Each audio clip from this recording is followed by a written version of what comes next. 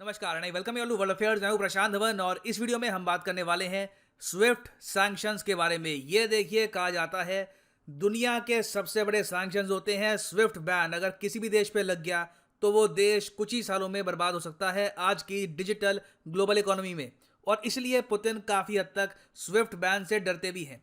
Now इस video में हम बात करेंगे कि स्विफ्ट बैन होता क्या है, इसका इम्पैक्ट क्या होगा, और अगर रशिया पर स्विफ्ट बैन लगता है तो इंडिया पर भी इसका क्या असर देखने को मिलेगा। बहुत कुछ आपको जानने को मिलेगा, मगर सबसे पहले यहाँ पे आपको समझना होगा बेसिक्स के बारे में। जैसे आपको पता है, व्लादिमीर पुतिन को जो यूक्रेन में इनिशियली करना था, शुरुआत में करना था, ये कर चुके हैं। यूक्रेन का विभाजन रशिया के हिसाब से हो चुका है। रशिया ने दो नए देश तोड़ के बना दिए हैं यूक्रेन से, मगर रशिया अभी भी नहीं रुका है। इनकी मिलिट्री अभी भी बिल्कुल रेडी है फर्दर अटैक करने के लिए, और बाइडेन कह चुके हैं कि कोई बड़ी बात नहीं है कि रशिया इन द फ्यूचर आने वाले कुछ दिनों में एक और मैसिव अटैक करे और एक बार को यूक्रेन की कैपिटल कीव को भी कब्जाने की कोशिश करे। नाउ रशिया को रोकने के लिए रशिया पर सैंक्शंस लगाए जा रहे हैं, क्योंकि मिलिट्री एक्शन रशिया पे कोई लेना चाहता नहीं है। हर कंट्री आप देख लो, चाहे फ्रांस, जर्मनी, यूएस, सब लोग पीछे हट जाते हैं। कोई भी मिलिट्री कॉन्फ्रंट्रेशन रशिया के साथ अभी के लिए नहीं चाहता, और इसका सिंपल एक बहुत ही बड़ा रीजन है हाइपरसोनिक न्यूक्लियर मिसाइल्स। तो जो बाइडेन की रिसेंटली आपने देखी होगी वीडियो, जहां पर बाइडेन ने कहा है कि मैं पूरी कोशिश करूंगा कि रशिया को भविष्य में कोई भी इन्वेस्टमेंट ना मिले वेस्टर्न कंट्री से, कोई भी उधार ना मिले वेस्टर्न कंट्री से। अभी रिसेंटली ही आप अगर देखो तो रशिया के जो भी सॉवरेन बॉन्ड्स होते हैं, जो देश काफ़ी बार इशू करते हैं पैसा उठाने के लिए, इस पर बैन लगा दिया है यूएस ने, ऑस्ट्रेलिया ने, यूरोपियन देशों ने, इवन जापान ने। दुनिया भर के देश आज के समय खड़े हो रहे हैं और रशिया को ओपनली कह रहे हैं कि आप किसी दूसरे देश में जाकर सिंपली उसका विभाजन नहीं कर सकते। अगर आप ऐसा करेंगे तो बिल्कुल इसके नतीजे आपको भुगतने होंगे। मगर क्या इन सैंक्शन से रशिया को जरा फर्क पड़ेगा? नहीं। रशिया ने वैसे ही पिछले कई सालों से कोई सॉवरेन बॉन्ड्स इशू किए नहीं थे। रशिया को ऑलरेडी पता था कि ये इशू करेंगे भी तो कोई इनको पैसा उधार देने नहीं वाला। तो उस एरिया में रशिया पर बैन लगाना it is pointless. In very simple words ये समझ लो कि अभी तक जो बाइडेन समेत वेरियस और वर्ल्ड लीडर्स जो रशिया के अगेंस्ट हैं, इन्होंने व्लादिमीर पुतिन को डैमेज करने के लिए कोई बड़ा स्टेप, कोई सिग्निफिकेंट बड़ा स्टेप नहीं लिया। मगर बात चल रही है कि जो मदर ऑफ ऑल सैंक्शंस है स्विफ्ट बैन, ये रशिया पे लग सकता है। और इस पे आप देखेंगे रिसेंटली बहुत से आर्टिकल्स पब्लिश हुए हैं all about SWIFT, one possible path to sanction Russia. क्योंकि इससे पहले US, Europe various sanctions Russia पे लगा चुका है, कुछ असर नहीं पड़ा। मगर स्विफ्ट बैन से पॉसिबिलिटी है कि व्लादिमीर पुतिन थम जाए, पूरा रशिया रुक जाए। नाउ इसका रीजन क्या है? पहली बात तो स्विफ्ट की फुल फॉर्म क्या है? देखिए, स्विफ्ट की फुल फॉर्म है society for world wide inter bank financial telecommunication, और बहुत ही सिंपल लैंग्वेज में स्विफ्ट के जरिए ही इंटरनेशनल ट्रांजैक्शन होती है। आप एज ए कस्टमर मान लीजिए अमेरिका से या फिर यूरोप के किसी देश से कपड़े परचेज करना चाहते हैं, कोई कोट, कोई टी शर्ट परचेज करना चाहते हैं, या फिर मान लीजिए लाइफ में कभी आपने कोई लैपटॉप परचेज किया हो, कोई भी आइटम आपने करेंसी को कन्वर्ट करके अगर परचेज करी है, तो वहां पर स्विफ्ट का क्रिटिकल रोल रहा होगा। स्विफ्ट बेसिकली क्या करता है कि बैंक्स को इंफॉर्मेशन प्रोवाइड करता है ट्रांजैक्शन की। स्विफ्ट अपने आप में कोई बैंक नहीं है, स्विफ्ट के पास कोई पैसा नहीं है, स्विफ्ट की ऐसा नहीं है कि कोई बहुत ज़्यादा पावर है, स्विफ्ट कोई लोन देता है किसी को, नहीं। ये आप कह लीजिए सिर्फ वेरी सिंपल वर्ड्स एक फाइनेंशियल मैसेजिंग सर्विस है। ये कह सकते हैं बैंक्स का व्हाट्सएप है, और बैंक्स स्विफ्ट के जरिए कंफर्म करते हैं कि ये ट्रांजैक्शन आप कंफर्म कर रहे हैं, ये पैसा आप दे देंगे, ट्रांजैक्शन हो जाती है कंफर्म, और बाद में बैंक्स कई दिनों के बाद जो एक्चुअल पेमेंट है वो करते हैं। और हर दिन आप अगर देखो तो स्विफ्ट के जरिए मिलियंस ऑफ ट्रांजैक्शंस होती है दुनिया भर में। और ओवर द इयर्स देखिए स्विफ्ट ने काफ़ी तरक्की भी करी है, डेवलप भी हुआ है। आज के समय स्विफ्ट सॉफ्टवेयर भी बेचता है, अपनी फाइनेंशियल सर्विसेज बेचता है। इनके जो स्विफ्ट कोड्स होते हैं उनके बिना कोई भी मेजर इंटरनेशनल ट्रांजैक्शन नहीं की जाती। अब यहाँ पर आप पूछेंगे, वाह स्विफ्ट तो काफ़ी पावरफुल लग रहा है, तो कोई देश क्या इसको कंट्रोल करता है, या फिर हु कंट्रोल्स दिस, इसका हेड कौन है? देखिए, इसको रेगुलेट किया जाता है G10 द्वारा। स्विफ्ट के एक हेडक्वार्टर्स आपको मिलेंगे बेल्जियम में, मगर इसका मतलब ये नहीं है कि बेल्जियम कंट्रोल करता है स्विफ्ट को। स्विफ्ट को आप कह लीजिए रेगुलेट किया जाता है टोटल 11 देशों द्वारा। लिखा यहाँ पर G10 है, मगर G10 में आप देखोगे टोटल 11 पार्टीज आपको मिलेंगी। और अगर आप यहाँ पे जानना चाहते हैं कि अच्छा इंडिया जो वेपन्स परचेज करता है रशिया से, उसकी जो पेमेंट है क्या वो भी हम स्विफ्ट के जरिए करते हैं? तो देखिए उसका आंसर है हाँ, बिल्कुल। काफ़ी जगह इंडिया ने स्विफ्ट के जरिए पेमेंट करी है। बीच में कुछ रिपोर्ट्स ये भी आई थी कि इंडिया जो फ्यूचर की पेमेंट्स है ये सीधा रुपी से कर सकता है, मगर जो मेजर ट्रांजैक्शंस हैं वो अभी भी स्विफ्ट के जरिए ही हो रही है। तो यहाँ पर आप सोच सकते हैं कि अगर एक देश को आप स्विफ्ट से कट ऑफ कर दो तो ना सिर्फ उस देश की सरकार को तो बड़ा नुकसान होगा ही, क्योंकि पेमेंट रिसीव नहीं कर पाएंगे। उस देश का जो आम नागरिक है उसको भी बहुत ही बड़ा लॉस होगा, क्योंकि अगर मान लो आज के समय रशिया में कोई कोडर है, प्रोग्रामिंग करता है कोई आदमी, वो सर्विसेज बेचता है अमेरिकन को, वो कुछ प्रोडक्ट्स बेचता है यूरोपियंस को या फिर जापानीज लोगों को, तो उसकी पेमेंट रुक जाएगी। आप कह लीजिए रशिया की डिजिटल इकोनॉमी, इनकी सरकार से लेकर आम आदमी से लेकर अमीर आदमी, सबको बहुत ही बड़ा झटका लगेगा अगर रशिया को स्विफ्ट से बाहर निकाल दिया।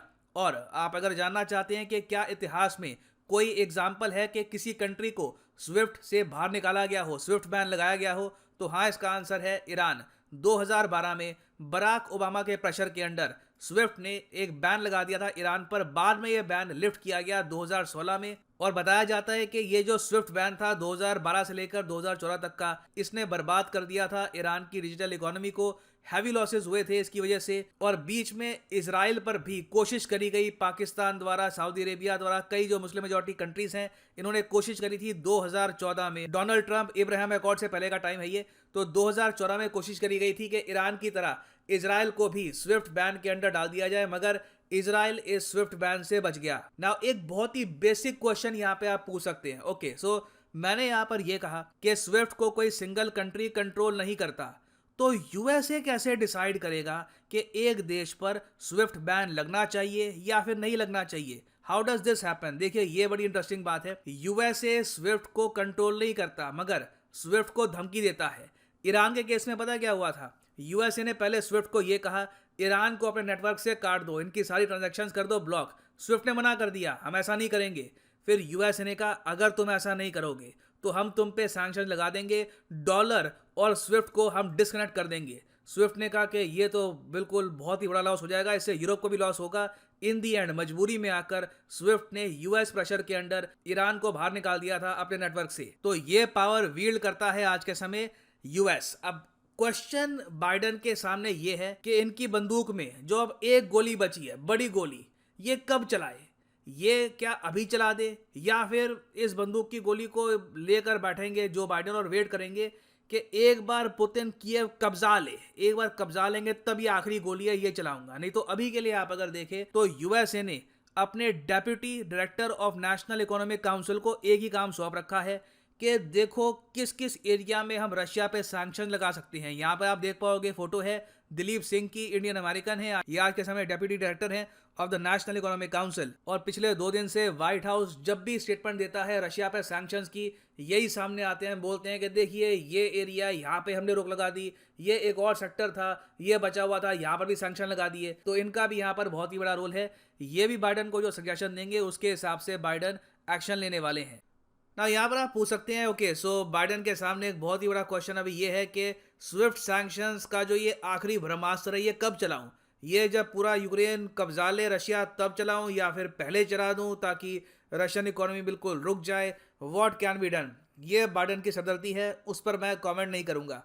अब एक और क्वेश्चन यहाँ पे आप पूछ सकते हैं मगर इंडिया को इससे क्या फ़र्क पड़ता है? फ़र्क यह पड़ता है कि हम लोग ऑब्वियसली रशिया से बहुत कुछ परचेज करते हैं, नेचुरल गैस परचेज करते हैं, हम लोग रशिया से वेपन्स परचेज करते हैं, तो इस सब की पेमेंट हम फ्यूचर में प्रॉपर्ली नहीं कर पाएंगे। दूसरी बात यहाँ पर यह आती है कि चाइना को इस सबसे कुछ फर्क पड़ता नहीं है, क्योंकि चाइना और रशिया ने पिछले 4-5 साल से ही आज के दिन की तैयारी कर ली थी। ऑब्वियस ही बात है व्लादिमीर पुतिन आज के समय जो कर रहे हैं, इन्होंने ये सब एनविजन कर लिया था कई सालों पहले। इन्होंने सोच लिया था कि ठीक है 2022-23 के आसपास जब ये टाइम आ जाएगा तब मैं ये जो स्टेप है यूक्रेन के अगेंस्ट लूंगा।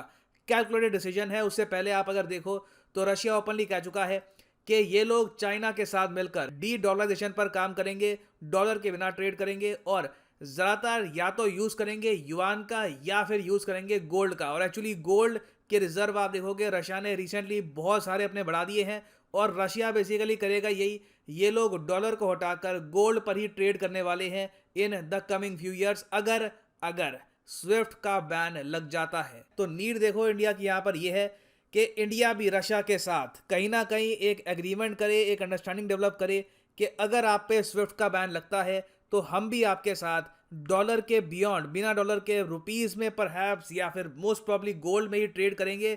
नहीं तो उस सब के बिना पॉसिबल होगा नहीं रशिया के साथ प्रॉपर रिलेशंस मेंटेन करके रख पाना। अब इस सब में ऑब्वियसली इंडिया पे प्रेशर यहाँ पे ये होगा कि अगर इंडिया ये स्टेप उठाता है तो यूएस मानेगा कि इंडिया यूएस के सैंक्शंस को बाईपास करने की कोशिश कर रहा है फिर से। इससे यूएस के साथ भी रिलेशंस खराब हो सकते हैं। तो यहाँ पे मैं जानना चाहूँगा आपका ओपिनियन कि जिस तरीके से चाइना ने रशिया के साथ एक सिस्टम डेवलप कर दिया है कि कल को स्विफ्ट बैन लग भी जाए तब भी हम आपके साथ ट्रेड करते रहेंगे, इंडिया को भी ऐसा करना चाहिए या फिर आप मानते हैं कि नहीं, अब रशिया बहुत आगे निकल चुका है, अब दोस्ती को गुड बाय करने का टाइम आ चुका है, ये जो डी डॉलराइजेशन है या फिर गोल्ड के जरिए ट्रेड करने का सिस्टम है इससे दूर ही रहो। अगर रशिया पे स्विफ्ट का बैन लगता है तो रशिया को भी टाटा बाय बाय कर दो, अभी के लिए उनके साथ रिलेशंस कर दो फ्रीज। तो लिखिएगा इसके बारे में कमेंट सेक्शन में, मैं जेन्युइनली जानना चाहूंगा आपके ओपिनियंस। और फाइनली यहाँ पर मैं ये भी ऐड कर दूं कि लाइफ में अगर आप एक बार प्रॉपरली यूपीएससी एग्जाम की तैयारी करना चाहते हैं तो कमेंट सेक्शन में जाओ, यहाँ पे आपको मिलेगा ये लिंक, इस लिंक पे करो क्लिक और यहाँ पे आप परचेज कर पाएंगे अनअकैडमी का यूपीएससी कोर्स, जिसके अंदर आप यूपीएससी प्रीलिम्स, मेंस, ऑप्शनल तीनों की ही तैयारी कर सकते हैं with a single purchase. Just click on pick a plan और यहाँ पे आप 12 महीने 36 महीने का कोर्स भी कर सकते हैं परचेज। अगर आपके पास अभी टाइम है, आराम से 2-3 साल का टाइम है, आराम से एक आपको अटेम्प्ट देना है 2025 के आसपास, तो you can by the 36 month course. मगर जो प्राइसेस यहाँ पर लिखे हैं पे करने की आवश्यकता नहीं है, सिंपली यहाँ पे कोड यूज करो PD10 and the prices will just start following. So use करिए code PD10 and save money. So इसी नोट के साथ ये है वीडियो का अंत। Thank you for listening and as always God bless you all.